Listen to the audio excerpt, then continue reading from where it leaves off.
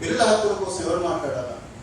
మనమే మాట్లాడాలి కదా. వాళ్ళ గౌరవంగా బతకడానికి, వాళ్ళు జీవించే హక్కుని, ఎదుగుదలని, రక్షణ హక్కుని, స్వేచ్ఛ హక్కుని కాపాడేది మనమే, పేరెంట్స్ దగ్గర నుంచి ప్రభుత్వం.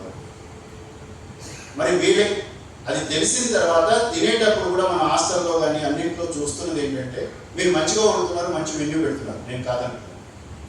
అయినప్పటికీ అన్నం కూర సాంబార్ ఒకసారి వేసి పంపిస్తున్నాం.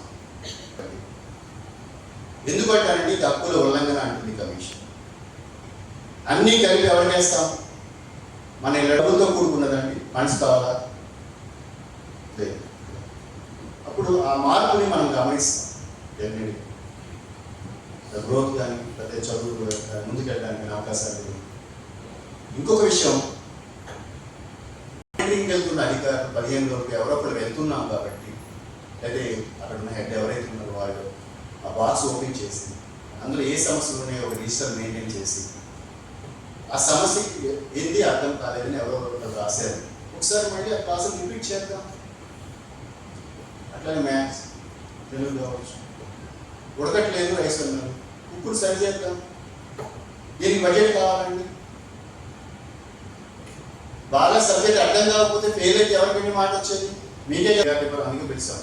ఆర్డబ్ల్యూఎస్ వారిని కూడా రిక్వెస్ట్ చేస్తున్నాం. ఎందుకంటే ఇక్కడ ఆల్ డిపార్ట్మెంట్ ఎందుకు పిలుస్తున్నాం అంటే, నేను ఫస్ట్ మీటింగ్ పెట్టినప్పుడు ఆర్డబ్ల్యూఎస్ వారు ఏమానికి ఒక బాత్రూమ్ ఉండాలి.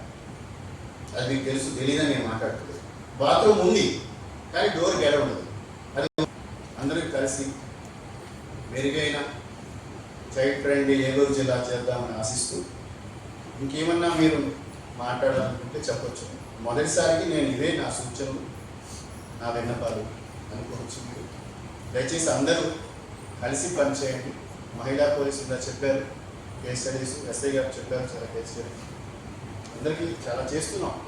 నేను అందరినీ కోరుతున్నాను, పిల్లల పక్షాన బుర్రపెట్టి కాకుండా మనసు పెట్టి పనిచేయండి అని అడుగుతున్నాను. బుర్రపెడితే తప్పకుండా వస్తుంది.